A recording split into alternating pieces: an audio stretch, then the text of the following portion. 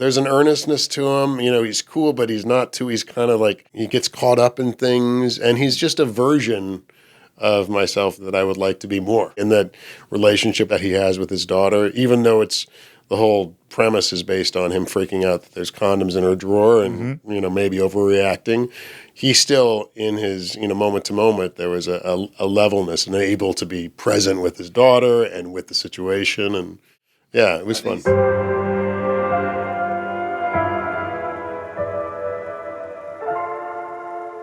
I am Jonathon Buckley, and welcome to A Lot More from New York. And in honour of Suburgatory's 15th anniversary since it first aired, we thought we'd take the time to sit down and have a chat with one of TV's most hilarious dads, Jeremy Sisto.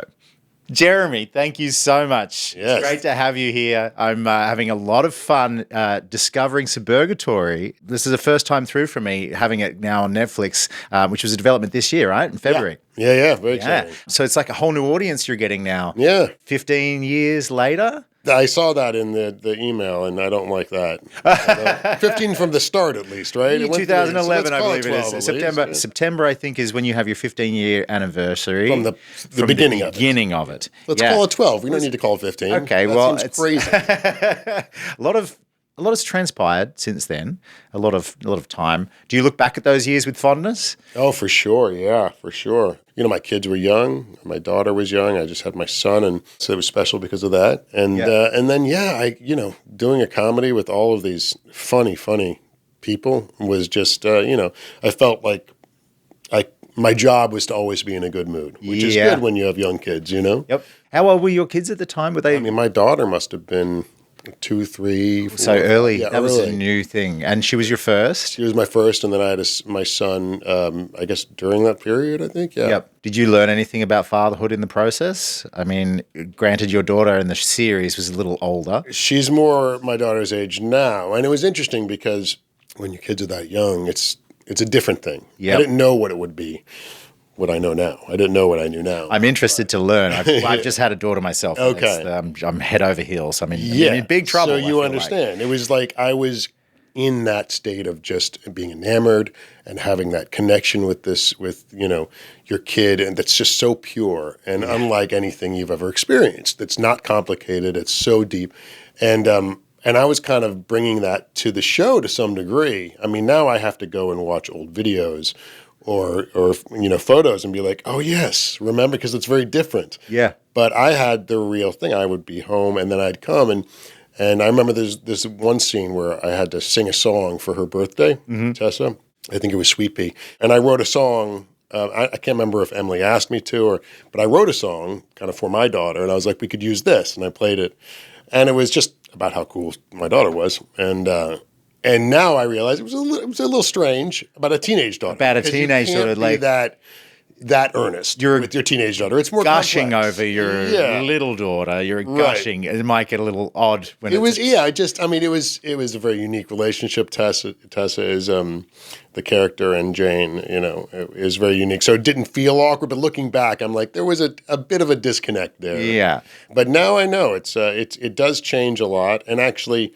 My family moved to the suburbs, a similar place about 4 years ago. Right. And I'm kind of the Tessa of it. I'm like, I want to get back to the city. Wow, oddly, it's come full circle. And here I am in Suburgatory. Is it? Yeah, my kids won't watch the show. They won't watch it? It's about us. You should watch it. They won't watch it because they get dork tingles. George is a little goofy at times, and I think it's hard for them to watch. You didn't do a chemistry test with Jane, did you? No. She Emily just offered it to me. She was a big Clueless fan, I found out later, which was probably why she made that leap, even though I'd been on, 6 Feet Under and Law and Order and kind of these darker roles. It was an offer straight away, just a phone call, like, hey, I think you're perfect. Would you be interested? I hadn't done a comedy, but I was excited. It's always nice to be wanted, And so did you hit it off with Jane, who plays Tessa? Like, did you guys hit it off immediately? Like, it was just like two peas in a pod? We still stay connected. She's, a great kid. It was really fun to be around somebody starting out their career, I felt protective of her, and she's a great person. And really. So she was sort of starting out at that point? Yeah, she had just done, I think, Shameless, and this was her first lead, Did you have any pearls of wisdom that you shared with her?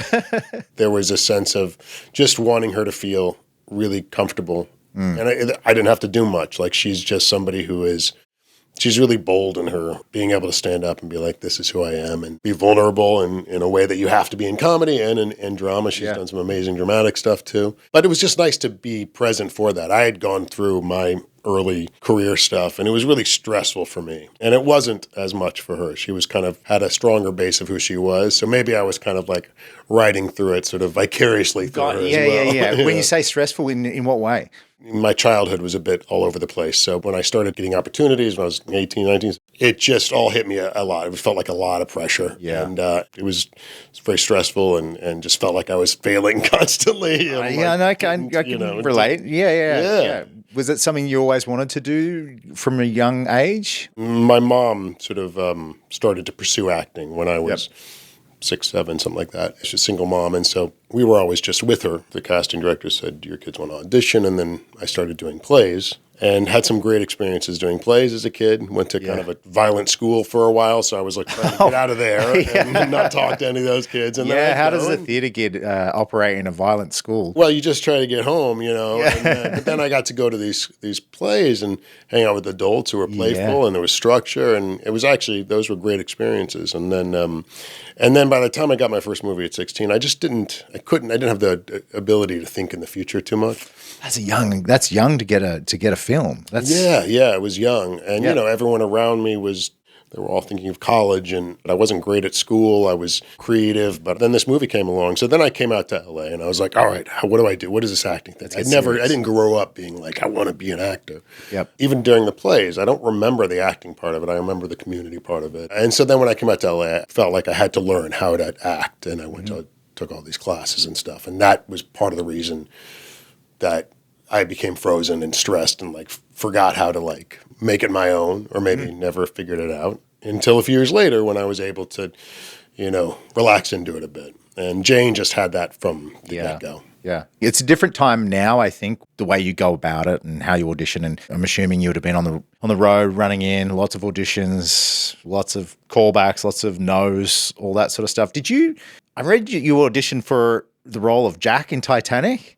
Is that right? Yeah. I tested for that. But before that, I tested for Pacino when I was 17 after my first movie for Son of a Woman. Yeah. And I was still in high school, and I flew to New York a couple of times. And, I remember Stephen Dorff was in the taxi there. And then I had to meet with Pacino a couple of times in a full set. And those were great experiences back then. Yeah. But then once I moved to LA, and it became like my job. And I didn't have another profession in mind. So you were just all stress in. with the level of like, don't mess this up felt a lot bigger. But I did read for Titanic. Actually, Jim didn't think I was right. He had cast me in a movie that didn't go, and this came around, and he didn't think I was right. So I wrote him a letter, trying to convince him to read me. And this is before the internet, I think. So I think I made up a quote by Truffaut that like, went with my argument. And anyway, I got him to test. So I tested with everyone. And that was the period where I was just really insecure, and it just didn't have the inner sort of stability to kind of deal with those kind of high pressure situations, like imposter syndrome. Huge imposter. That's prevalent in so much of the entertainment industry, I think. Well, if you get something from an audition, it's hard not to feel like, for me, it was hard not to feel like, I don't know what I did in that little space. I don't even remember. Yep. But it wasn't me. I fooled them into something. Yeah. And now I'm here with them for 6 weeks. They're going to see the real me. And then the actual acting part of it it's kind of a trick too. Because if you're too intense, like I would read all these books and do all this research and homework, and I'd come and then I'd do the scene, and nothing could equal the amount of work I'd done. Yep. Unless I was like really overly intense about it, which is not good. So the dichotomy of not caring somehow and caring. Isn't it interesting when sometimes you try or you want something so hard and you kind of just get in your own way versus 100%. If you just relax and let it go, and then the magic happens. Yeah, I still have to trick myself into not caring too much, caring enough. And hard to not care. Hard to not care, especially when you're passionate about what you're doing and you want it to be TV is much great. better for that. Is it? Well, yeah, because you get a script, you have to do it a couple days later. If I have like 6 weeks of the script, I mean, I'm trying to not do those scenes. If I've done those scenes 100 times in my head by the time I show up, it's like I've already explored it. I've already had great moments in my bedroom, and then I'm trying to recreate those. It's challenging to find something new in the moment.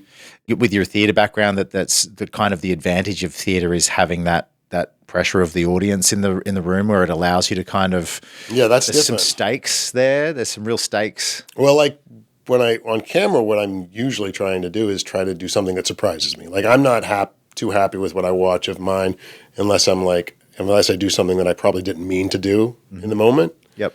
But you can't really do that in theater as much. I still do it. I still change it up from night to night, which you're not supposed to do. And sometimes people get upset because maybe they're acting opposite you. And just because like one night it's going to be that much better, and one night's not going to be as good because I tried something. Yep. And maybe your agent was in the audience that night, and I happened to try something. So you're not supposed to do that. And there's value to obviously to that, finding all that stuff in rehearsal and then committing to those choices for 8 shows a week for months or weeks or whatever. So you relocated out to New York from Los Angeles. What's that change been like? Well, we came back a couple of years after the show I'm on currently during COVID because I was able to pull the kids out of school. Yeah. And we moved to the suburbs where we live now. And I wanted to stay in the city, but my wife was, New York was weird during COVID, and the kids are. My daughter was middle LA school. was weird too, but COVID was strange, and my daughter was middle school. Middle school's weird, and we moved out there, and that's been an adjustment for me. That kind of just not having so much space, having so much quiet is not great for my brain. Oh, so I thought it might have been the opposite. I thought it might have been very relaxing and easier to sort of put your feet up. No, I like the city. Grew up in the city and like the sounds of cars or the sounds of, civilization, walking outside and being, confronted with all these different human beings out there. That's something that inspires me and kind of keeps me balanced for some degree. Yeah. But it's been good for me. I mean, having that much space has actually been good. It's taken a while to adjust. Kids must like it though, I imagine. They do, yeah. I mean, it's all they know, but I think it's, that's why we followed this path. And I was like, there's some argument that people have for having kids in a place that has space. Have you found a good community out there? Sure, yeah. I like to be around a lot of people, but not actually have to interact with them, which you can't do out there. You're either going to a dinner party or a thing. Gotcha. Or you're in nature. You don't have the nature of a city. FBI has been going on for a while. Mm-hmm. You've done a lot of serious stuff over your life, but Suburgatory was, it was out there. It was a fun show. Do you have a preference? Well, that experience was just great. I mean, all of the characters were really funny. What Emily was doing was personal. It was her story. She had the experience that my kids are having, that Tessa had. Like Cheryl's rendition of this character, of this shallow character that was so somehow lovable, even though her values were weird, was really cool. And I remember Parker Young, who was Tessa's boyfriend for a little while, the neighbor's son. Yeah. It was an inspiring story. I always gun tell. show? Yeah, gun show. He had a few scenes in the pilot, and then we did the table read, and his scenes got cut. He only had one scene with no lines. And I don't know. For me, I would probably come and pout. Yeah. But he came to set so positive and took this one little moment and made it into this huge dance.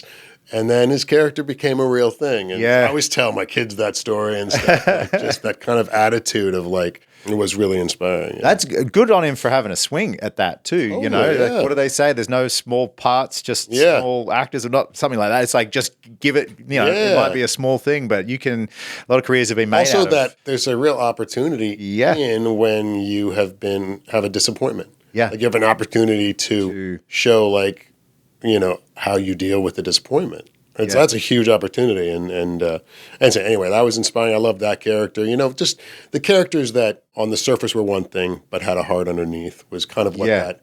Alan Tudyk was just hilarious. He's phenomenal. He would show up with, 3 alts, he'd do the thing, he'd do 3 other alts. Was there freedom to do that within the show? I mean, with him, like he just, it was always protected. It was very much Emily's voice and the writer's voice. But with Alan, she'd do those a couple times, then he usually had 2 or 3 options that he'd throw in afterwards. I feel like his would be pretty strong options too. Oh yeah, I'm sure some ended up in there, but I don't know which ones, because Emily and the writers were really strong as well.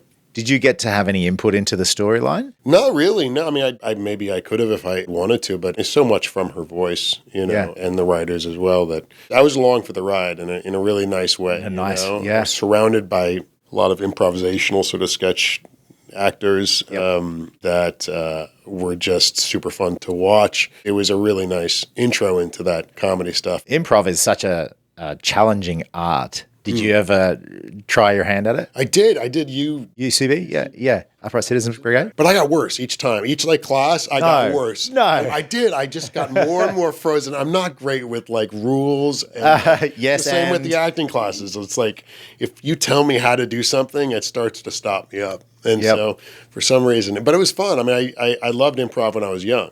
Yeah. But once they started putting all these rules on, I was like, what's funny again? You find you get yourself getting bogged down in the rules of the game. Yeah, I can see that. Was there anyone on set that was really would get you going? Because Cheryl Hines' performance is just so good. But there's so many. Carly was really funny in that character. Yeah. Her line readings were, and she would say things off camera too that really felt a little like it, and we'd look at each other, and she just nailed that character. And then right afterwards did that much deeper role on Mr. Robot, which was cool to see. But like everyone, Chris Parnell, Anna the whole crew, Allie, there wasn't anyone on there that didn't feel like I was excited to work with if I had the scenes with them, the guys together. George, the character that I was playing, I liked him a lot, You had some nice moments of heart and some great moments of real absurdity as well, which is really fun, like some big swings out there. The Halloween episode was awesome. Right, yeah. That was just awesome. Yeah, super fun. Yeah. Super fun. There's an earnestness to him. He's cool, but he's not too, he's kind of also, he gets caught up in things, and he's just a version of myself that I would like to be more. You know what I mean? He's there's something really in that relationship that he has with his daughter, even though the whole premise is based on him freaking out that there's condoms in her drawer and, maybe overreacting. He still, in his, moment to moment, there was a levelness and able to be present with his daughter and with the situation. And it was fun. These lessons that you can apply to your own daughter now that she's kind of around that age. Yeah. You're finding you're like, I've kind of been here before in a fictional manner. I'm going to approach this differently. Yeah, I think I'm actually right at the point, maybe season 2. With my daughter. Yep. Because middle school is freaky, kind of whatever it is, it's just the world seems really big and scary for your kid. And you're like, how do I protect them? Yeah. So that's kind of what happened a couple with my daughter. And now she's at a place where I'm like, she can handle herself. And so now she still needs me, I think, but there's not that sense of, there's condoms in the drawer. Let's move out to the suburbs. Right. And now she calls me bruh. She doesn't call me Jeremy. She calls you bruh? Yeah, Tessa calls George, but not bruh. Yeah, what's up, bruh? Yeah. Ho. She's been calling me ho recently. That's actually hilarious. Yeah. She sounds funny. That was 15 years ago, 12 years ago. It's a different time. I mean, the social media has changed everything. Yeah. We have a really fun relationship, and. Nice. And it is. There is a similarity there. There are times when, like Tessa, parented George at times. That was kind of the thing. They're kind of equals to some degree. And my daughter does do that. My daughter is very perceptive of when I'm going through something, and she will talk me down a bit, not in a direct way. That's interesting. It's not what I thought it would be. It's hard to and you have a young child, right? I have a 7-month-old daughter. Right. And as I mentioned earlier, I'm head over heels, but I'm also kind of, I'm staring out right now, and I'm like, do you have any advice for someone who's in my shoes, who's wading into this, where you have enjoy it. Just enjoy it. Because what was hard for me was the switch. They change as people. It's great. The new person is amazing, but there's a relationship that just changes one day when their chemistry goes, and they're like, oh, it's not the same thing. It's not as, and so that was a heartbreaking kind of transition for me. But you got a long time. And then it comes I don't know, back it around. goes quick. And ever since, we were just talking about it before, ever since COVID, time shifts and years just seem to just fly by like this. Hence why we're talking now. I'm sure Suburgatory probably doesn't feel like 15 years has passed. It's really exciting that people are seeing it, because there was a couple of years where, I watched it a couple of years ago, right before I heard about the Netflix things, and I couldn't find the second or third season. Yep.